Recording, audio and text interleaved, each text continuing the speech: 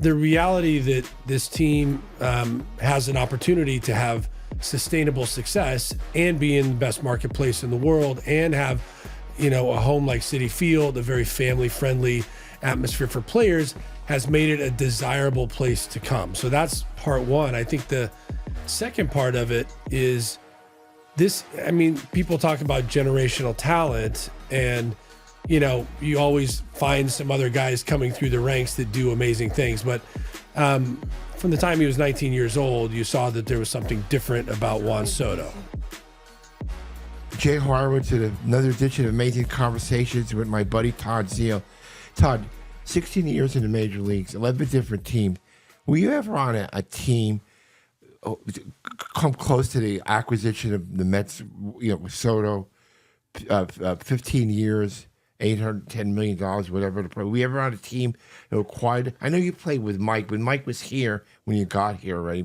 Did any competition? No, I can't think of any time in baseball where I ever saw even the equivalent at the time, is paled in comparison. I mean, the only deal that, really kind of made those kind of headlines was A-Rod with Texas, right, when he was thinking about signing here with the Mets. Right. And then Mets let that go by, and, $250 million at that time was monumental. And, comparatively, as this Soto deal is now monumental. I mean, even after Shohei, which there was some, reasoning behind the Shohei deal because plays both sides of the ball, really opens up, the Japanese marketplace. There's so many other ancillary, opportunities to create value from Ohtani. And so I think this one was even more surprising, more sort of groundbreaking. And, it's going to be interesting to see how this plays out for the next 15 years. What do you think it means to the fan base for the Mets to acquire a 26-year-old superstar at the prime of his career?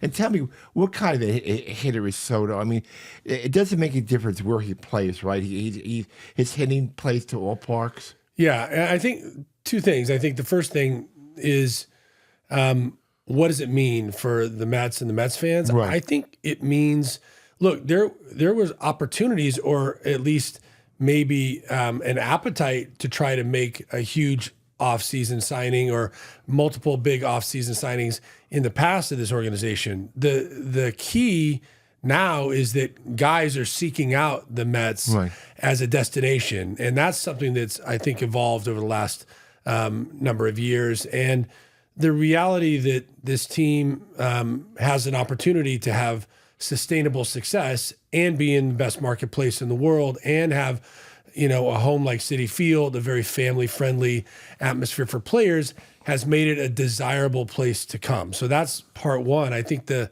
second part of it is this. I mean, people talk about generational talent, and, you always find some other guys coming through the ranks that do amazing things. But from the time he was 19 years old, you saw that there was something different about Juan Soto. That's crazy. It seems like he's been around for 20 years. Right. I mean, 26 years right, old. exactly. He's 6+ years in the league because he came in at 19. And at that point, you were like, there's something different about him. He doesn't swing at balls out of the strike zone. When he makes contact, it's loud contact. He hits the ball to all fields. He likes the big moments. He's got a little bit of flair at home plate.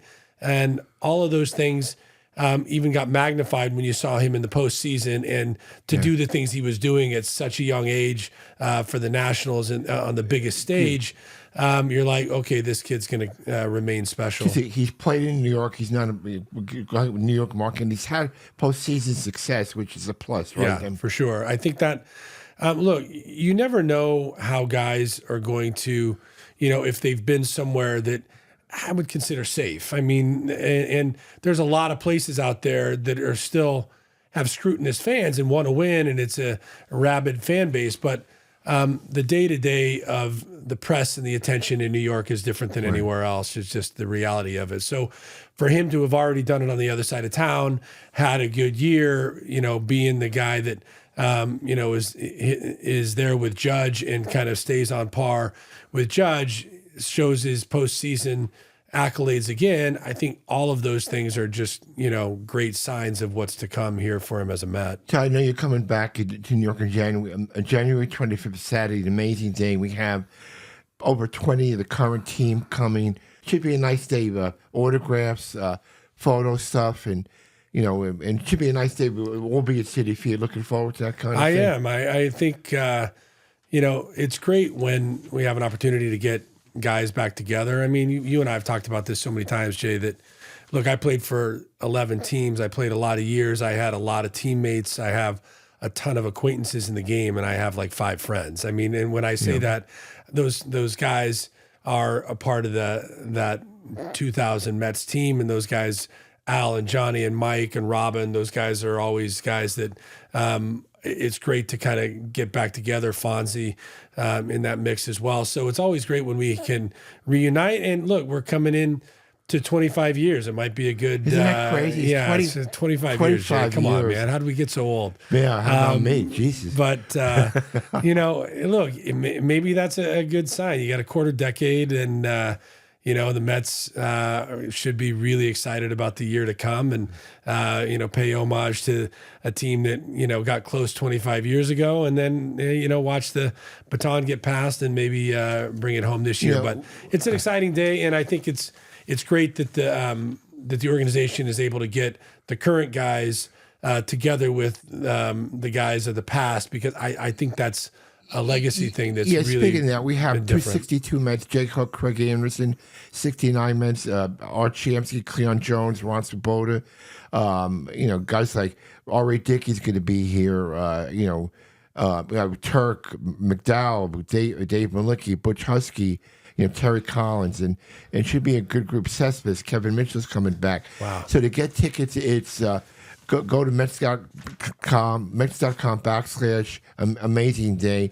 And once you get what tickets we have on sale, the VIP tickets, meet and greets with the players, parking, fast pass for autographs, VIP lounge, it should be Dave.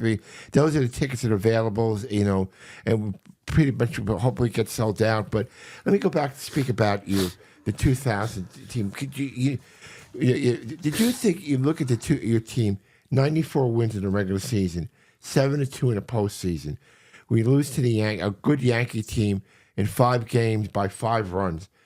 Do you feel like, looking back, I know I asked you before, didn't get the credit the team deserves? I mean, that's a pretty good year. That was a great year. I mean, it was a great year. It was a very good team. There was some really interesting dynamics with that team. We had the whole sort of that galvanizing moment with Robin on the field at Yankee Stadium doing Mike, and the team was really close. And I think that goes to the point that I was already making, that there was something different about the chemistry of the team. And that was something that we saw last year with the Mets, is there was, they talk culture, you talk about sort of the clubhouse, sort of attitude and what you bring on the field and the tightness of the group. Well, there was that same sort of feeling back in 2000. So there was a lot of times during this past season that they'd come and win a game that they weren't expecting to win, or get on a roll and find things just happening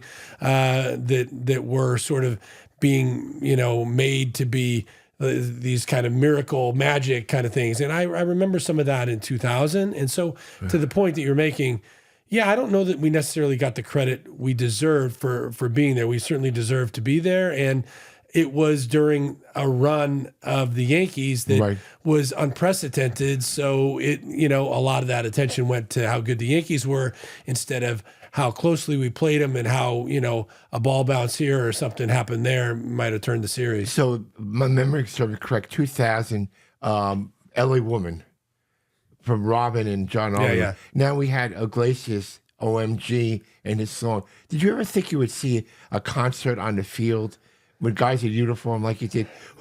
Who could sing good from 2000 team? Anybody?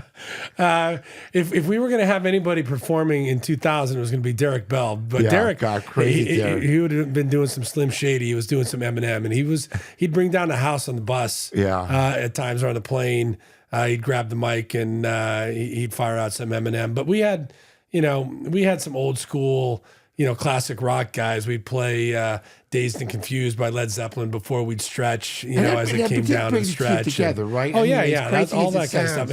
And look, at that point, something that is just, a small little detail, but made the guys feel more personalized is, Vito and the audio video team would have different walk-up songs for us. We could change it if we were hot or cold. And we always felt like there was a little bit of extra edge with our team. And, any team wants to have that feeling that there's something different about their group. And there was something different about that group. But speaking of you, so you come over as a free agent. You replaced John Olerud. Probably one of the best trades the Mets ever made. I think he hit 354 one year. I think your first year you hit 22 homers, close to 80 RBIs. Did you feel any pressure replacing a guy like John? He was a key part of the team. We just missed the 99, lose to the Braves in the postseason. Yeah, it was an opportunity, but it was certainly big shoes to fill. Sports Illustrated has him as the greatest infield in history potentially, and there was those guys over there. I was learning a new position, going from the third base side of the diamond to first base for any real extended period. So pressure maybe a little bit, but I thought the opportunity outweighed any pressure that it might bring. And that I loved the idea of playing in New York. Yeah. I loved the idea of living in the city. I tended to, perform better in the bigger moments. And so I thought it was just a great opportunity that came my way unexpectedly when Johnny decided to go to Seattle. Yeah, and speaking of that, in the LCS, you hit 368. Game 5 against the Cardinals, 3-run double in the first inning. Hampton shut out, and it hit 400 in the World Series. But the home run that didn't happen. I had 2 of those, but only the one that gets talked about is the Timo one. But Timo run, please, dear God, run. Ironic that some of these other memories that I can't walk down a street where somebody says hi to me in New York City without a Timo mention. With the big Mets fans. But hey, maybe in 2025 or 2024 that gets reviewed and I get to circle the bases there, and it's a different game, but not to be back then. It was, some of those bounces just seemed like they were destined for the Yankees that year. Game 1, who hit the ball? It was a bounty, like 9. Turk lost in game in 12 innings, and it was a bounty ball up the middle. It was like Vizcaino and Soho, and those guys got the balls in the 11 or 12 pitch at bat by Martinez. The hot-headed. Why am I Paulie O'Neill to start that 11th inning? But the thing that it was funny because Cody Bellinger signs with the Yankees yesterday, and so what do? They regurgitate some old Yankee footage to show, his connection to the Yankees. Clay Bellinger played for the Yankees. So what clip do they show? They show Clay Bellinger robbing me of a home run against Mariano in the World Series. So there was 2 that I hit far enough, or at least seemingly, to get in the seats that didn't make it. So, such is life. I get to talk about it 25 years later. I just, when I think we clinched before the Yankees did that. We did.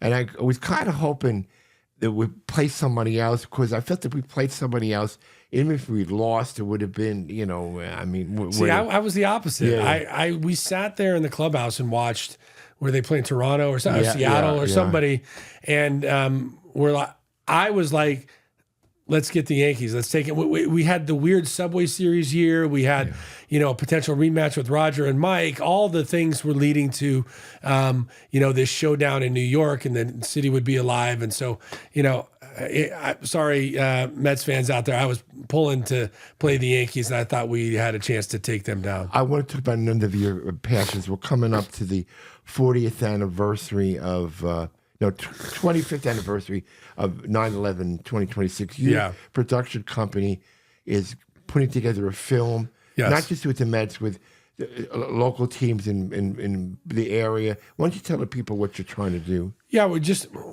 putting together a documentary that's be a multi-episode docuseries, and partnering with Village Roadshow, who's a great film and television partner for us.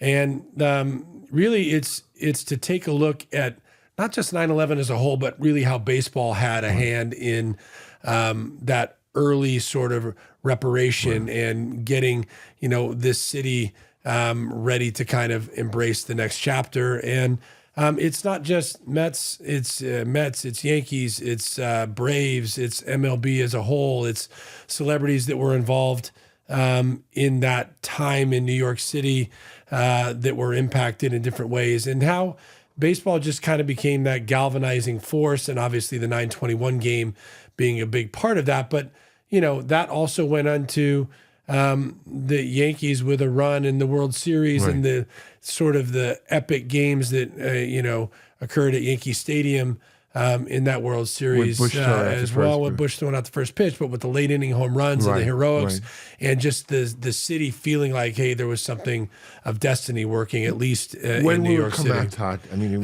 it'll come out just prior to 9/11 of 2026 for the 25th anniversary of the attacks. And the objective is to get a lot of guys that were there to tell the story and how they remember it 25 years later. And also you and Sue Lucci and the people here in the Mets organization, Bobby V, and the work that was done immediately after. And then the follow-up work, I think, is important because you can't tell that story without following up on some of the stories that were developing at the time and that we've seen evolve over the years. I'm hoping that we had a reunion on the 20th anniversary. I hope we can get the band back together again.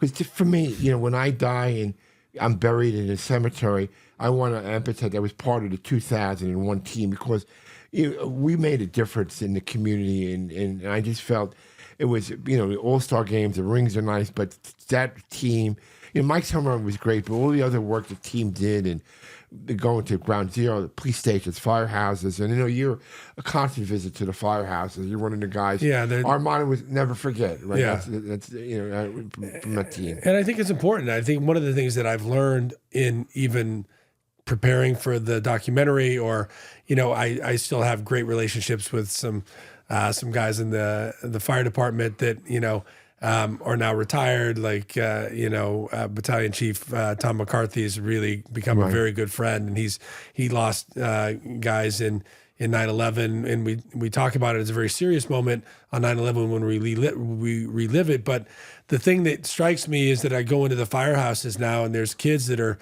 22 to 26 years old that weren't even alive or were little babies at the time. And then, I'm like, what compelled you? And a lot of them say, my father, my cousin, my uncle, my grandfather were FDNY, and I wanted to follow in that tradition.